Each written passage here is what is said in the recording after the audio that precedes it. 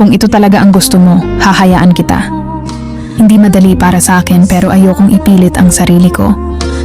Siguro kailangan nating timbangin ang lahat, ang mga nangyari, ang mga kailangan mo, at ang direksyong gusto mong tahakin.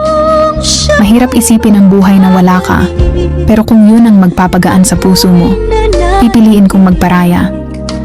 Lahat ng alaala natin mananatili sa isip at puso ko. Ang mga tawanan, ang mga pangako, ang mga sandali na ikaw ang naging mundo ko.